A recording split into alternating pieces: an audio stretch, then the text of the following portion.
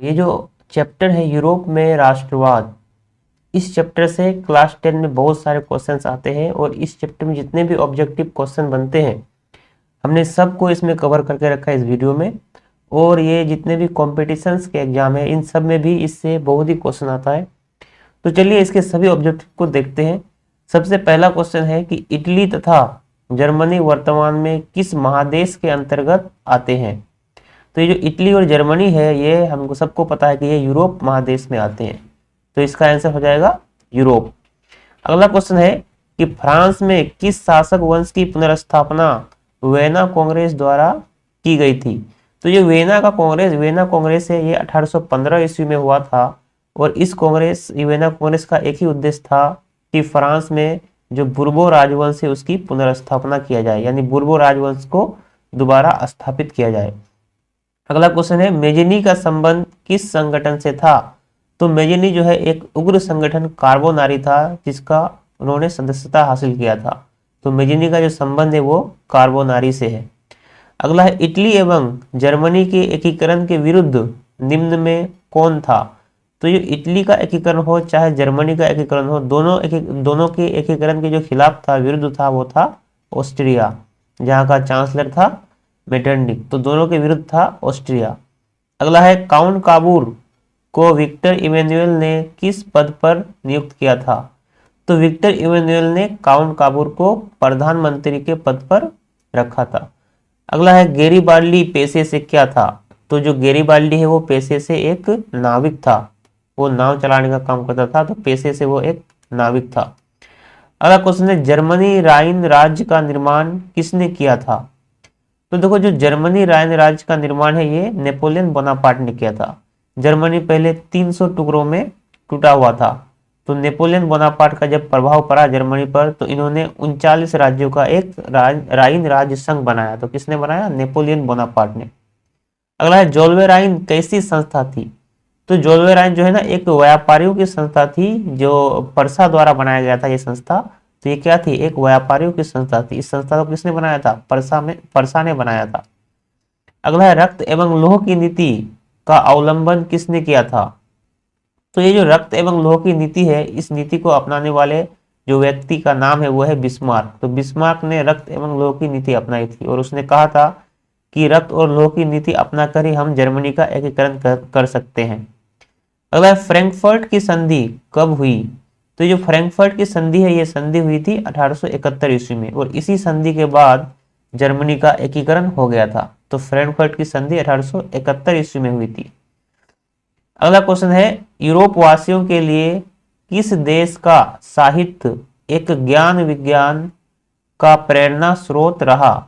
तो देखो ज्ञान विज्ञान का जो प्रेरणा स्रोत है यूरोप वासियों के लिए वो देश था यूनान। यूनान का इतिहास बहुत गौरवशाली रहा है और यूनान को जो है ना यूरोप का पालना बोला जाता है। क्यों? क्योंकि ये ज्ञान विज्ञान में, ये चिकित्सा के क्षेत्र में बहुत ही आगे था, तो इसलिए यूरोप वासियों के लिए प्रेरणा का स्रोत है यूनान। नेपल्स की क्रांति कब हुई थी। ये नेपल्स की क्रांति ये हुई थी 1821 ईस्वी में और इसी क्रांति के बाद जो मेजिनी है वो काला वस्त्र पहनना शुरू कर दिया था, काला कपड़ा पहनना शुरू कर दिया था। अगला है चार्टिस्ट आंदोलन कहाँ हुआ। तो ये चार्टिस्ट आंदोलन है, ये आंदोलन हुआ था इंग्लैंड में। इंग्लैंड के जो मजदूरों ने एक आंदोलन किया था जिसे कहते हैं चार्टिस्ट आंदोलन। ठीक है। अगला क्वेश्चन, यूनान को एक स्वतंत्र राष्ट्र घोषित किया गया। देखो यूनान जब स्वतंत्र हुआ वो हुआ था 1832 ईस्वी में। 1832 ईस्वी में यूनान और रूस के बीच एक संधि हुई थी जिसको कहते हैं कुस्तुनतुनिया की संधि और उसी संधि के बाद यूनान को स्वतंत्र घोषित कर दिया गया था। कब हुआ था ये? 1832 ईस्वी में। अगला है ऐतिहासिक द्वंद्ववाद की व्याख्या किसने की। तो ये जो ऐतिहासिक द्वंद्ववाद है इसकी व्याख्या की थी हिगेल ने। हिगेल ने की थी ऐतिहासिक द्वंद्ववाद की व्याख्या। एड्रियानोपुल की संधि कब हुई।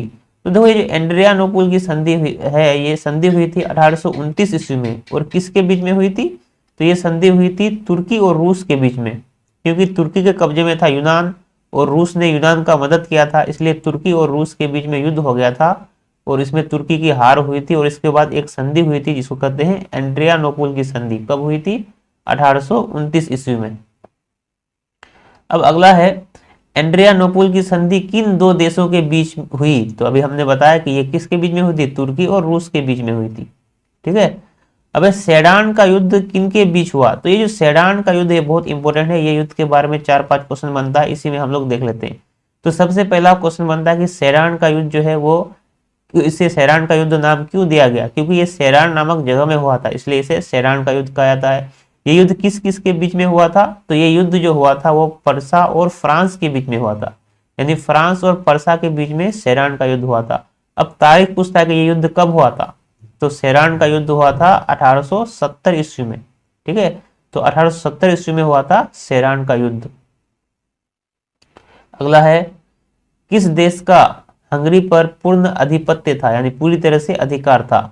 तो ऑस्ट्रिया का पूरी तरह से अधिकार था हंगरी पर। अगला है, पोलैंड के विद्रोह को किसने कुचल दिया? तो पोलैंड के विद्रोह को रूस ने बुरी तरह से कुचल दिया था। अगला है, सन 1870 में फ्रांस और पर्सा के बीच युद्ध कहाँ हुआ था? तो देखो 1870 में वही क्वेश्चन आएगा कि 1870 में फ्रांस और पर्सा के बीच कौन सा युद्ध हुआ था? सेडान का युद्ध हुआ था, क्योंकि ये सेडान नामक जगह में हुआ था। तो ये कहाँ हुआ था? सेडान में हुआ था। ठीक है। किस युद्ध के बाद जर्मनी का एकीकरण पूरा हुआ? तो जो यही जो सेडान का युद्ध है जो 1870 में ईस्वी में हुआ था पर्सा और फ्रांस के बीच में, इसी युद्ध के बाद जर्मनी का एकीकरण हो गया था। तो किस युद्ध के बाद हुआ था? तो सेडान का युद्ध के बाद जर्मनी का एकीकरण हो गया था। अगला क्वेश्चन है, यंग यूरोप का संस्थापक कौन था? तो चाहे यंग यूरोप बोले या बोले यंग इटली, ये दोनों का संस्थापक कौन है? मेजिनी। जब मेजिनी अपना देश छोड़ के विदेश चले गया था तो वहां पे उसने दो संस्था का स्थापना किया था, यंग यूरोप और यंग इटली का। ठीक है। अगला क्वेश्चन है, यूरोप का मरीज किसे कहा जाता था? तो देखो एक समय ऐसा था जिसमें तुर्की इतना कमजोर हो गया था कि तुर्की को यूरोप का मरीज कहा जाने लगा। यानी वियना कांग्रेस कब हुआ था? तो देखो वियना कांग्रेस बोले या वियना सम्मेलन बोले या वियना संधि बोले, ये सब कब हुआ था? 1815 ईस्वी में। उसी का नाम है वियना कांग्रेस, उसी का नाम है वियना की संधि, उसी का नाम है वियना सम्मेलन। 1815 ईस्वी में हुआ था। ये ऑस्ट्रिया की राजधानी वियना में हुआ था, इसलिए इसको वियना कांग्रेस कहा जाता है। अगला है, जर्मनी के एकीकरण का प्रमुख वास्तुकार कौन था? तो देखो जर्मनी का एकीकरण में एक आदमी है जिसका महत्वपूर्ण योगदान रहा, वो उस आदमी का नाम है बिस्मार्क। तो बिस्मार्क का महत्वपूर्ण योगदान रहा जर्मनी के एकीकरण में। अगला है, इटली के एकीकरण में निम्न में से किसका संबंध नहीं है? तो देखो पहले नहीं है तो बाद में पहले जानते हैं कि किसका संबंध इटली के एकीकरण से है। तो इटली के एकीकरण से 3 व्यक्ति का बहुत बड़ा संबंध है या बहुत महत्वपूर्ण योगदान है। वो 3 व्यक्ति कौन है? मेजिनी, काउंट काबूर और गेरिबाल्डी। तो किसका संबंध फिर नहीं है? तो बिस्मार्क का संबंध नहीं है। बिस्मार्क का संबंध किससे है? बिस्मार्क का संबंध है जर्मनी के एकीकरण से। अगला है, 1830 की क्रांति के बाद फ्रांस में किस प्रकार का शासन स्थापित हुआ? तो जब 1830 की जुलाई क्रांति हुई और इस क्रांति में चार्ल्स दशम की हार हुई और इस क्रांति के बाद वहां पे संवैधानिक राजतंत्र की स्थापना हुई थी। ठीक है। अगला है, जर्मनी के एकीकरण के लिए कौन उत्तरदायी था? तो जर्मनी का एकीकरण के लिए अथक प्रयास किया था किसने? बिस्मार्क ने। तो बिस्मार्क का बहुत बड़ा योगदान था जर्मनी के एकीकरण में। अगला है, 1871 में कौन सी संधि हुई थी? तो 1871 में एक संधि हुई थी जिसको कहते हैं फ्रैंकफर्ट की संधि, और इसी संधि के बाद जर्मनी का एकीकरण हुआ था। तो कौन सा संधि हुआ था? फ्रैंकफर्ट की संधि हुआ था।